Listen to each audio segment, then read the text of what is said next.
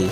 आज हम अगर आज़ाद देश में सांस ले रहे हैं तो केवल महात्मा गांधी आज़ाद हिंद फौज की सेना लेकर के सुभाष चंद्र बोस सिंगापुर से भारत के लिए रवाना हुए थे द्वितीय विश्व युद्ध के दौरान, तो उस समय में उन्होंने ही पहली बार राष्ट्रपिता के नाम से संबोधन पूरे विश्व में अंतर्राष्ट्रीय अहिंसा दिवस के रूप में मनाया जाता है। आज का ही दिन 2 अक्टूबर के दिन ही गांधी जी का जन्म हुआ था और इसके साथ साथ लाल बहादुर शास्त्री जी का भी जन्म हुआ था, इसलिए उन लोगों के जन्मदिन के उपलक्ष्य पर ही जयंती मनाया जाता है।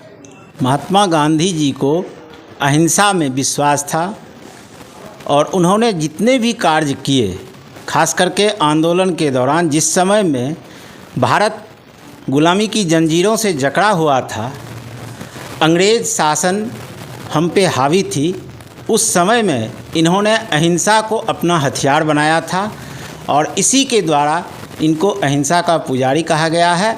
और आज पूरे विश्व में अंतर्राष्ट्रीय अहिंसा दिवस के रूप में मनाया जाता है।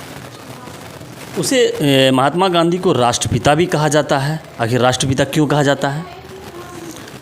राष्ट्रपिता चूँकि जिस समय में ये देश के प्रति जो गुलामी की जंजीर वाली बात आई है, उनके जो भी आंदोलन हुए, उन्होंने आगे बढ़ के उस आंदोलन को नेतृत्व प्रदान किया और नेतृत्व करने के साथ साथ भारत को आज़ादी दिलाने में सबसे महत्वपूर्ण भूमिका रही। आज हम अगर आज़ाद देश में सांस ले रहे हैं तो केवल महात्मा गांधी की बदौलत, जिन्होंने हमको आज़ादी दिलाई। और इस खुशी में खास करके हम लोग राष्ट्रपिता के नाम से उनको बुलाते हैं। और यह राष्ट्रपिता सबसे पहली बार जब आज़ाद हिंद फौज की सेना लेकर के सुभाष चंद्र बोस सिंगापुर से भारत के लिए रवाना हुए थे द्वितीय विश्व युद्ध के दौरान, तो उस समय में उन्होंने ही पहली बार राष्ट्रपिता के नाम से संबोधन उनको दिया था, जिसको आज हम लोग उस पीढ़ी दर पीढ़ी पे निभाते चले आ रहे हैं। और जीवन भर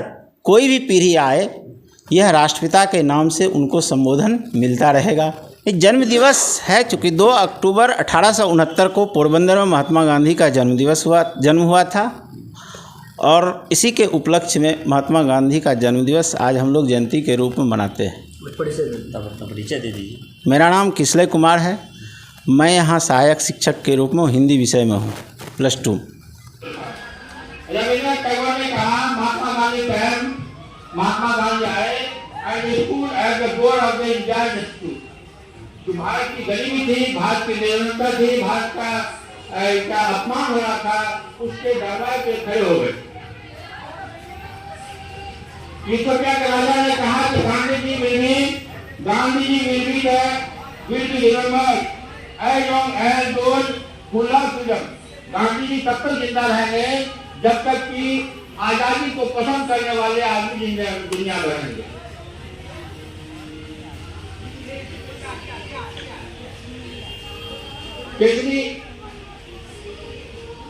कवि दिनकर ने इसकी